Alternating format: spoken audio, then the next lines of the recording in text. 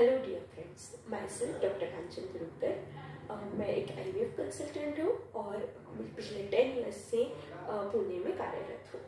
सो आज हम इस वीडियो में जानेंगे कि ओवेरियन रिजर्व जो है वो कैसे देखते हैं और ओवेरियन रिजर्व का क्या महत्व है और ओवेरियन रिजर्व जो है वो सोनोग्राफी और ब्लड टेस्ट के माध्यम से हम कैसे चेक कर सकते हैं। सो ओवेरियन रिजर्व मतलब होता है कि आपके जो अंडाशय है उसमें स्त्री बीजों की संख्या जो है वो कितनी है, क्या वो कम है, क्या वो नॉर्मल है, क्या वो ज्यादा है, ये हम जान सकते हैं। सो उसके लिए एक बहुत ही सिंपल सी टेस्ट होती है जिसको हम बोलते हैं AMH।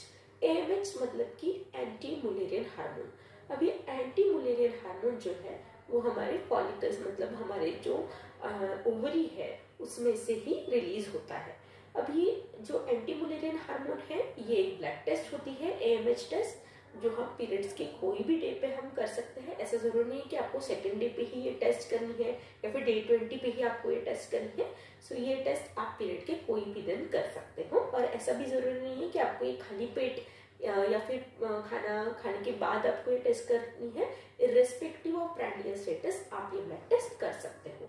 सो इस टेस्ट से हमें ये पता चलता है और जरूरी नहीं है कि आप मैरिड है अनमैरिड है, आप जो भी फेज ऑफ लाइफ में हो, लेकिन आपको ये जानना है कि आपके जो स्त्री बीज है यानी कि अंडाशय यानी कि ओवरी में जो स्त्री बीजों की संख्या कितनी है ये आपके जानने के लिए ये टेस्ट जो है वो पर्याप्त होती है। तो ये टेस्ट हमें बताती है कि अगर हमारा 2 to 4 या हमारा AMH लेवल होता है तो जनरली हम कहते हैं कि आप जो स्त्री बीजों की संख्या है वो ठीक है, मतलब नॉर्मल है। अगर वो AMH जो है वो 1.5 से कम रहता है अगर, तो हम कहते हैं कि ये जो ओवेरियन रिजर्व है आपका या फिर स्त्री बीजों की संख्या ये कम साइड में है, ये लोअर साइड में है। अगर वो 0.5 से भी कम हो गया, 1 और 0.5 से भी कम हो गया तो हम इसको लो AMH या फिर क्रिटिकली लो AMH कहते हैं। 0.5 से अगर नीचे होता है तो हम इसे क्रिटिकली लो AMH कहते हैं। अगर ये AMH ज्यादा है 4 से तो जनरली PCOS आपको हो सकता है, क्योंकि हमने देखा है कि अगर ज्यादा AMH जिनमें है उनमें PCOS जो है वो होता है। सो ये हो गया AMH के बारे में। उसके अलावा हम सोनोग्राफी से भी बीजों की संख्या जो है वो जान सकते हैं, जिसको हम कहते हैं एंट्रल फॉलिकल काउंट। सो एंट्रल फॉलिकल काउंट जनरली हम कहते हैं कि सेकेंड डे से आपने अगर देखते हैं तो ज्यादा हमें प्रिसाइजली हम ये देख सकते हैं। तो सोनोग्राफी जो है उसमें हम बीजों की संख्या जो है वो देखते हैं। सो सोनोग्राफी में हम AFC मतलब एंट्रल फॉलिकल काउंट देखते हैं। तो 2 to 9 mm के जो ये छोटे छोटे बीज रहते हैं वो हम काउंट करते हैं और ये 2 to 9 mm के बीच में जो एंट्रल फॉलिकल काउंट है वो हमें 8 to 10 के बीच में होना चाहिए। अगर ये एंट्रल फॉलिकल काउंट जो है वो 5 से कम है, मतलब जो है वो moderate ovarian reserve to poor ovarian reserve की तरफ ये दिखाता है हमें, और अगर ये 20 से ज्यादा है एंट्रल फॉलिकल काउंट तो वो PCOS ओवरी होती है, PCOS मॉर्फोलॉजी की ओवरी होती है। सो एंट्रल फॉलिकल काउंट ये भी बहुत ही इंपॉर्टेंट जो है पैरामीटर है जो हमें ओवेरियन रिजर्व के बारे में प्रॉपरली प्रिसाइजली बताता है। लेकिन ये प्रॉपर एक्सपर्ट जो है उन्होंने ही एंट्रल फॉलिकल काउंट हमें देना चाहिए, क्योंकि ये एंट्रल फॉलिकल काउंट है ये प्रिसाइजली जो है वो देखना चाहिए। उसमें ओवरी के अंदर जो फॉलिकल्स है वो भी 2 to 9 mm के बीच में के जो फॉलिकल्स है वो प्रॉपरली काउंट होने चाहिए, तो ही हम बोल सकते हैं कि ये रिलायबल AFC है। सो ऐसा भी हो सकता है कि कभी कभी जो फॉलिकुलर सिस्ट है मतलब पानी की गांठ है उसकी वजह से ये AFC जो है वो या फिर एंडोमेट्रियोमा है उसकी वजह से हमें प्रॉपरली AFC जो है वो ना दिखाई दे, तो ऐसे केस में हम सेकेंड डे पे एंट्रल फॉलिकल काउंट जो है वो फिर से एक बार असेस कर सकते हैं। सो ये जो टेस्ट है वो ओवेरियन रिजर्व हमें बताते हैं।